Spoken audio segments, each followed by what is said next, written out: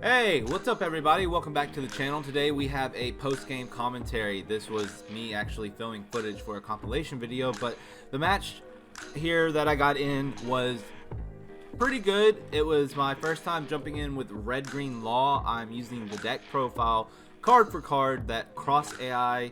I will link him down below so you can check him out. He's a really great content creator, and I've used one of his decks before in a commentary video or maybe a compilation video, but anyways, I'll link him down below so you can check out his channel. He actually topped a regional with this deck, so I thought it would be cool to take a deck I've never used before and go in blind to play with it. And all I can say is things were pretty fun. It's a really cool deck. I definitely didn't do some things most people would do with the deck. I will try to remember the play lines and everything as much as possible. I did record the footage of the game yesterday, but anyways, let's go ahead and jump into it. This was an OP TCG Simulator, obviously. We're playing against a black smoker deck, so I didn't know really what to expect going into this. I know black does decent, but they tend to fall off in the closer to top cut that you get in the bigger regionals and treasure cups and things like that. So I start off, and I really didn't want to put the blocker out there right off the bat. There's really no reason to. He's got a blocker on the field though, and we're at a point in turn 2 where we can poke just to kind of get that one life or get a resource out of the hand. So we go ahead and poke for 5k, and the Vista obviously came down to get rid of their blocker. We'll just go ahead and deal with that problem off the bat, and then having a 3k body on the board doesn't hurt. So they get rid of one of their Surus pretty early, and honestly, not mad. I'd like to see the 2k counters, even though black has a lot of them. Let's get rid of them. Let's get those out of there and kind of mitigate what we're having to deal with in going into the future. Now, Cross did say in his deck profile that the Bonnies you want to save for later games. So I went into this understanding that, typically you see Bonnies hit the board pretty early, but I wanted to use the information that was given to me to the best of my ability at my play level. So we got lucky here and hit a radical beam, but I don't think I used the trigger. Yeah, no trigger effect there. It just didn't seem like the optimal play in my opinion. So they've got the 3-drop Kobe, but they didn't really do anything with it. And we drew another Vista, which is funny because the Vista in his profile in the deck that we're using, there's only 3, there's not 4, and somehow we ended up with all 3 of them, which isn't a problem. It's a counter, plus it's got a great effect on play, and then it's a 3k body, though it is a 3 cost, which isn't the most bang for your buck, but it's alright. I think here I was debating on whether or not I wanted to go super aggressive off the bat with the Rush Zoro, because we did see it, and there are only 2 in the deck, so that's kind of why I kind of put some thought behind, like, do I want to go ahead and put it out there or not? But go ahead, put it out there, kind of put some pressure here in turn 3. We'll try to remember what turn count we're on. But yeah, turn 3, go ahead, pop the Rush Zoro out there for 5k and see if we can get rid of a resource or get rid of one of the life cards. We're already down a life, not to mention the fact that we're dual color leaders, so we already kind of start at a disadvantage. So go ahead and poke in for another 5k, and it was unsuccessful. So we passed turn with the blocker on field. I felt at this point the blocker made sense. We want to protect that Zoro. It's a 5k body along with our leader, so you don't have to really spend any Dawn to be able to at least poke. And we also still have the radical beam, which is why we left 1 Dawn unrested, just in case we need it. They're sitting there with 6 Dawn now, and I'm really not sure what to expect them to come down with. Obviously, it's black. At this point, they could have the Borsellino, they could have the Kuzan.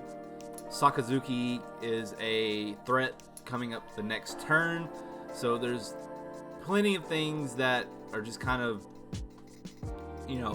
what are they going to do? But they come down with the Helmeppo. I will say this deck that I played against was a little bit different compared to most black decks that I've played against. I haven't seen too many people running a lot of the Helmeppo, but it is a decent card. The 3-drop Smoker comes down, and it kind of an issue because it can't be destroyed by effects. So that not exactly optimal for us, but it is what it is. We'll deal with it when we need to. We draw the second Bonnie. So I think if I remember correctly, my thought process was to get rid of the Kobe, but I wasn't reading Vista correctly, and I deployed the Vista with the intention to get rid of Kobe, but I had to opt for the Helmeppo. Regardless, we got a character off the board, but that was 3 Dawn that could have been used for, you know, something else. So we go ahead and get the Bonnie on the board, use its effect to get a beige so that we can at least put a blocker on the board to help out. So from here, they don't have any blockers, so might as well poke. The Zoro at this point, I think, you know, we want to keep it, but if we don't, we don't. We do have the 5-cost law in hand. I don't believe I ever actually ended up using it. That was kind of the thing with this game, is I don't think I ever actually used the cycling, the on-field cycling effects of any of the law cards. So, kind of weird, I know. But again, this was my first time playing the deck without really watching gameplay, just kind of hearing explanations from Cross's video, which, I mean, he did a really good job explaining things and why things were at certain ratios and everything. You can check out the video, that will be linked as well down in the description. But ultimately, it was just a really fun deck. And, you know, I think the last video I did with commentary, was it commentary? I think so. Was the red Luffy deck, and that was a really fun deck. So red is a color I hadn't played much with, and it seems like I understand now why people enjoy it and why it's kind of, you know, where it's at in the meta.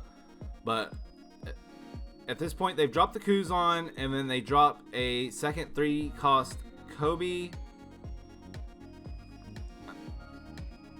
They tossed the 10-cost Kuzan, which really threw me for a loop. But they do get rid of the beige off the field, so we do not have a blocker. And because of the Bonnie, they are able to proc Smoker's Leader ability, putting it at 7k. And at that point, they are going to go in on the Zoro. I don't remember. I think I end up using the Radical Beam because I do want to keep the Zoro. And he really doesn't have anything else that can contest my Zoro this turn if I save it. But at the same time, okay, so I didn't keep it. I should have kept the Zoro, now that I'm thinking about it, because he did have something because of the Bonnie. That's correct, the Smoker. I'm sorry, I'm trying to remember everything all at once, but so the Radical Beam saved us from taking a life hit, but we draw into the Dadan. Such a funny card name to say. We draw into the Dadan, deploy it, and of course then we get the Nami, throw everything back on the bottom of the deck. No particular order, to be honest with you. The Nami then gets us the, I believe Brook is what I go with here. Most people would have probably gone with like the Otama or something, but my thought process was, if I'm already going to use Dawn, I might as well have the Brook in hand so I can reuse those resources that have already been used. But if I don't use the Brook, then I have a 2k counter. But it looks like my thought process is completely different during the game. I chose the 1-drop blocker. So I guess that was just in case something got off the field, they took something off the field, I would have a blocker for backup. That's not the move to make, to be honest with you. Like, watching the gameplay back, it's like, okay, I definitely would have made this choice versus this choice, but that's right, I have the 5 cards, so I did proc the cycle effect of the leader. Though now I'm thinking about it, well, it had to be a... No, it could have been... I could have done the law. I should have done the law. And then I could have... What? Reset the Bonnie? I'm getting a little lost here. But yeah, I think at this point, I'm just trying to clear some bodies. So I figure with the Vista going for the 4K, he's either going to lose the Smoker or they are going to give up a card from their hand. So we're just trying to deplete resources. And see, this is where things kind of get a little bit rocky here, because I've depleted the resources and I have essentially what I felt like was an upper hand. I could have poked for life there, but I knew I could get rid of a body on the board and then go into the next turn looking pretty good. He's only going to have the one resource in hand. They are only going to have the one resource in hand. I do apologize. I keep defaulting to saying he, my opponent. And they play the Strawberry. Strawberry is an interesting card. I've thought about toying with it in black builds. I just haven't gotten around to it. I've been trying out a million plus decks lately. But Strawberry's cool because of the effect of negating out a blocker. I think it's 5k or less. And so it kind of gives you that advantage to be able to go in, especially like if you're just trying to poke at the leader and get rid of resources and stuff. So they use the Kuzan to drop the cost of the Zoro, and they get rid of one of the Vistas, which is fine with me. I kind of want some of these bodies off the board so I'm not having to force them off, even though I do have the Law effect to kind of cycle them back out, which would be more effective. So I guess Vista, it kind of does suck, but at the same time I have a Vista in hand and I have another Vista on the board, so cycling out Vistas to utilize the effect shouldn't be that hard. But I believe I go ahead and let that Vista go as well, because I was not even thinking about the fact that I could reuse the on-play ability at the time.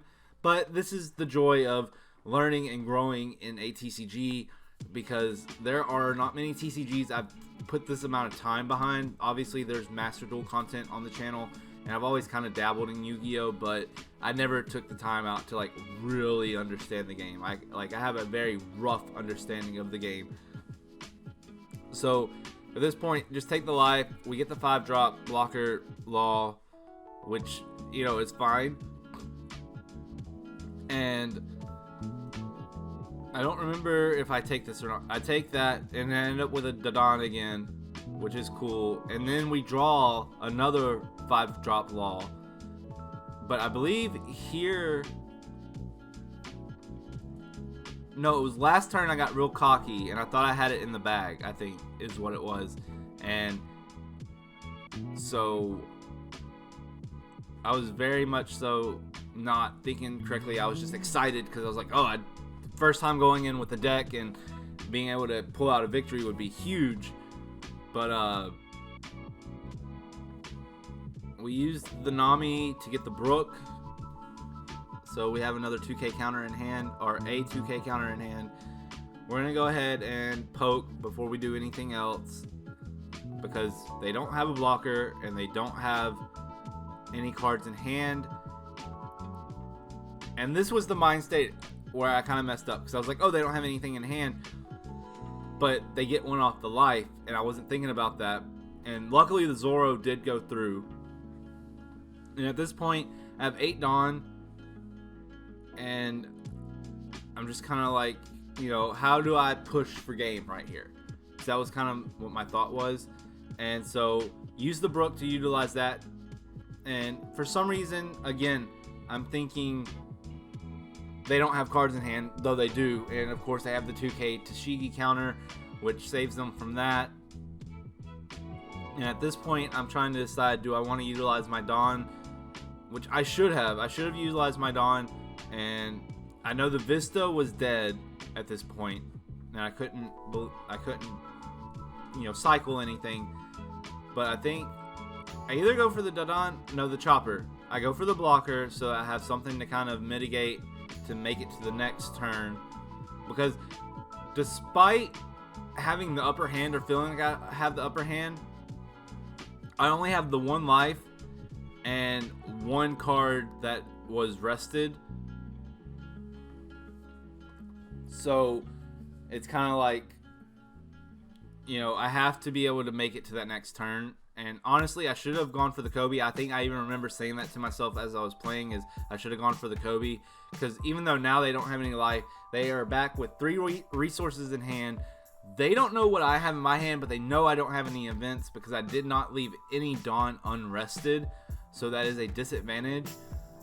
My hopes is that they try to go in on the rested cards, maybe the Bonnie, so I can't continue to search out and get things. But you really never know what your opponent's going to do, especially in a situation like this. We're kind of very late game.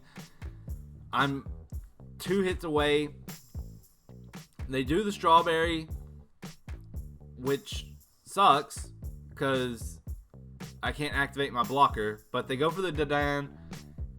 Thank the Lord they went for the Dadan.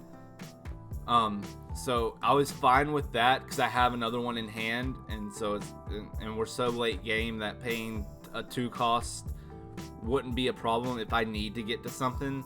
But honestly, I don't even need to get to anything with having all the law options in the hand. I really shouldn't need anything. And I have the 4 cost Zoro still, which is just a big body if needed. So at this point, I'm just like fingers crossed, hoping they don't try to go in on my leader. Though at this point, I do get to mitigate at least 1 attack. I do have a few counters in my hand just in case. So they start stacking up on the Kobe at 6k at this point, and I'm sure it was to try to poke and get something out of the hand.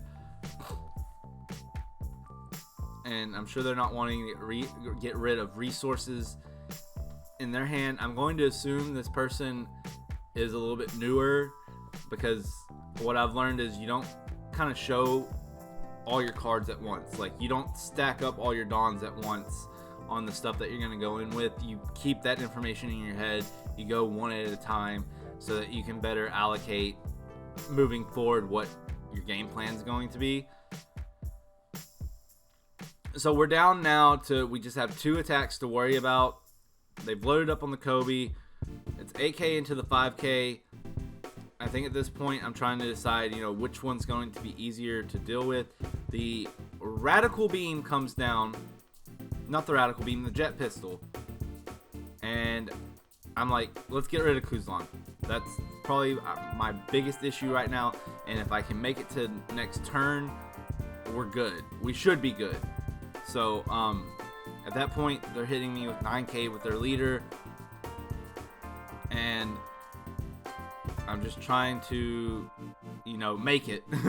Essentially is my thought process. And I don't know that I'm going to.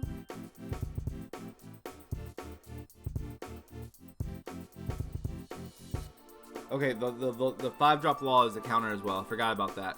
So basically, I make the decision that I have to, in order to hopefully clutch this out, just rid all of my resources. Like, all of them. And we top deck the Nami, and here I'm trying to make the decision, do I stack up and hope they don't have enough counters, or a shockwave, or do I try to make some plays to establish more of a board? And I'm pretty sure I just end up stacking, like, just as much as possible. I don't remember exactly how deep I go into my Dawns here. So I keep 3 in case I need to go into the Nami and then maybe play something else. And we have game. They didn't have enough counters. I calculated it correctly. It was a really fun game. We didn't go on past that. They ended up disconnecting. So it was very fun jumping in with a deck blindly and being able to win whenever you're as new to the game, at least in a competitive sense, as I am. So again, Cross, great deck playlist. Congrats on your victory at the regional, I believe it was. He will be linked below. I hope he's fine with me using this deck list. I know the last deck list of his I used and dropped him, the shout out and the credit for using his deck list. He actually commented on the video and was, good with it. So I'm trying to move out of net decking and having to give the shout outs and stuff, though I don't mind it. I love being able to shout out people for helping me have ideas and proper deck structures and things of that nature to go into videos with. So but as I get better and I get more confident and more knowledgeable, I will be crafting stuff from my own brain and not just net decking from what I find on the internet. But anyways, if you enjoyed the content, be sure to hit that like button, and if you're new here, hit that subscribe button. By the time this video is coming out, the announcement will already be out that this is a One Piece only channel now. All the other TCG content is going to another channel. So if you made it this far into the video but you enjoyed the other TCG content, make sure to subscribe to the second channel. It will be linked down below. It won't be as consistent over there, but it will have some content coming and should be a fun time. But I look forward to this journey into the One Piece TCG and the One Piece world as a whole. And thank you for watching. Thank you for your support. And until next time, I hope you have a great one. Peace.